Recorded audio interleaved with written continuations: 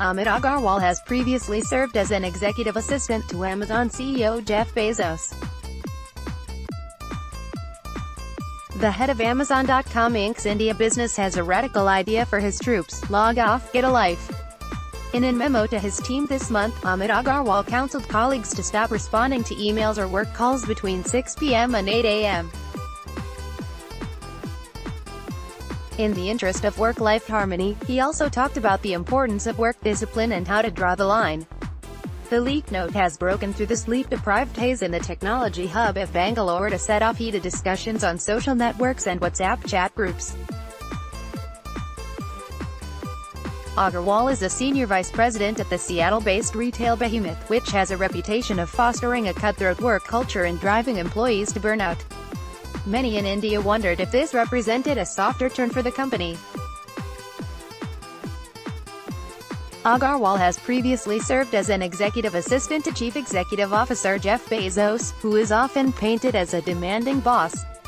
An Amazon representative in India declined to comment on the email. India, with its more than 1.3 billion people, has become a fierce battleground for Amazon.com Inc., and the company has committed some $5.5 billion to building up its network there.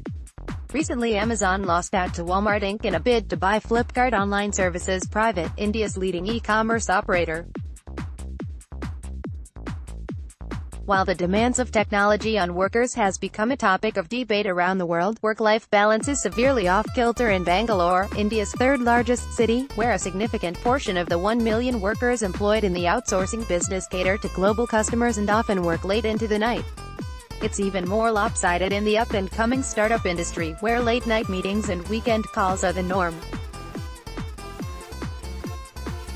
Amazon's Amit Agarwal may have an inspired idea, but it may be harder to implement than it would seem. Psychologists, sleep laboratories and fertility clinics have raised concerns about the mental and physical toll wrought by the frenetic work schedule. Insomnia, depression and suicidal tendencies are rampant symptoms, said Dr.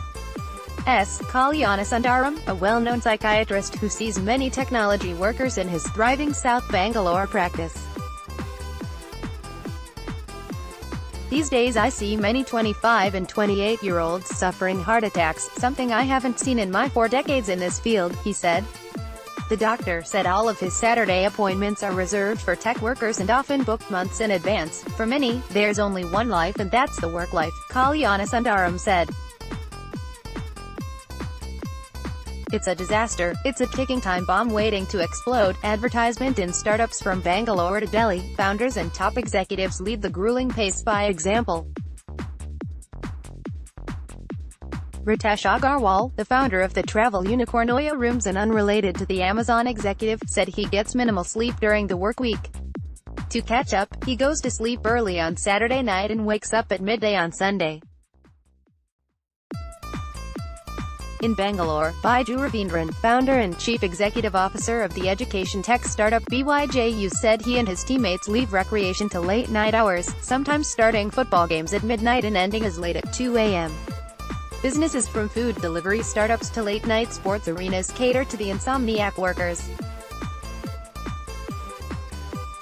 Dilip Vamanan, founder of an e-commerce data analytics startup called SellerApp that helps merchants sell on Amazon, said he clocks 14 hours a day in the office. After that, he takes calls and responds to emails at home. His colleagues complain of backaches, insomnia and stress. Amazon's Agarwal may have an inspired idea, but it may be harder to implement than it would seem. Indian startups have a lot to prove, said Vamanan. They are nowhere near a scale where founders can step back and turn on the auto mode.